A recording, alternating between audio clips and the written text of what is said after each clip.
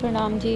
आज हम आपको महाशिवरात्रि, जो कि महादेव के लिए की जाती है महाशिवरात्रि, उसकी कथा हम आपको सुनाने जा रहे हैं। तो आप सबसे विनती है, कोई भी कथा जब हम सुनते हैं तो उसको बीच में नहीं छोड़नी चाहिए, इसलिए विनती है कि आप पूरी कथा को सुने।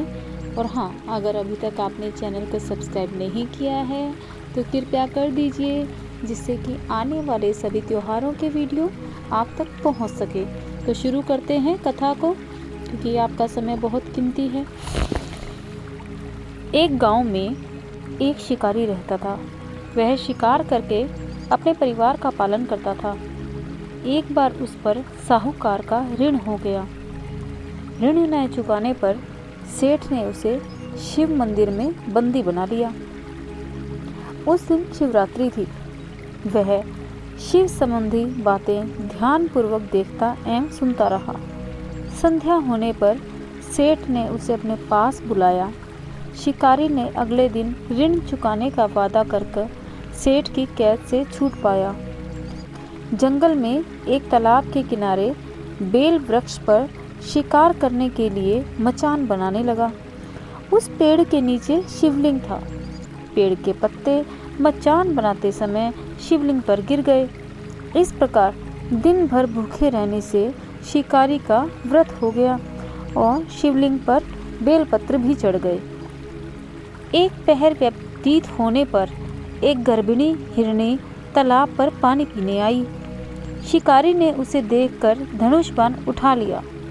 वह हिरनी कातर स्वर में बोली, मैं गर्भवती हूँ, मेरा प्रसव काल समीप ही है।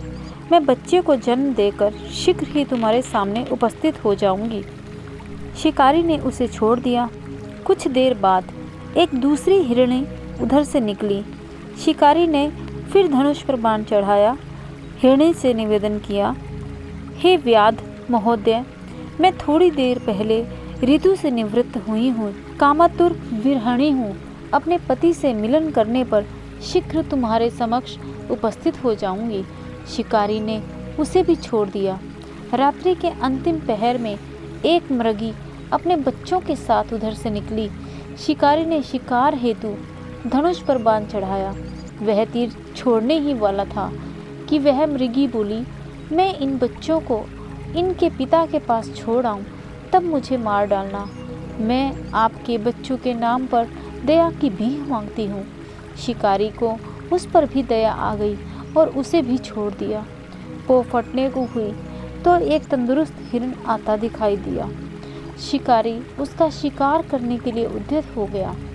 हिरण बोला, व्याघ्र महोदय, यदि तुमने इससे पहले 3 मृगियों तथा उनके बच्चों को मार दिया हो तो मुझे भी मार दीजिए, ताकि मुझे उनका वियोग न सहना पड़े। मैं उन तीनों का पति हूँ।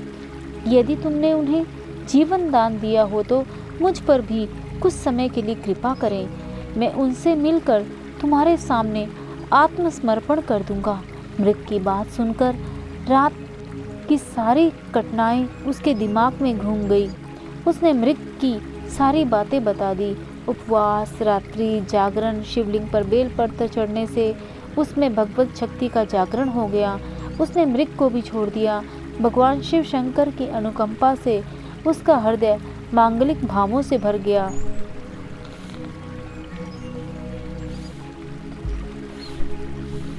अपने अतीत के कर्मों को याद करके वह पश्चाताप की अग्नि में जलने लगा। थोड़ी देर बाद हिरण सपरिवार शिकारी के सामने उपस्थित हो गया। जंगली पशुओं की सत्यप्रियता, सात्विकता एवं सामूहिक प्रेम भावना को देखकर उसे बड़ी ग्लानि हुई। उसके नेत्रों से आंसुओं की झड़ी लग गई। उसने हिरण परिवार को मुक्त कर दिया। देवता इस घटना को देख रहे थे। उन्होंने आकाश से उस पर पुष्प की वर्षा की। शिकारी अपने परिवार सहित मोक्ष को प्राप्त हुआ। जय भोलेनाथ। तो ये थी हमारी शिवरात्रि की कथा। सभी भक्तों का बहुत बहुत धन्यवाद। जय भोलेनाथ।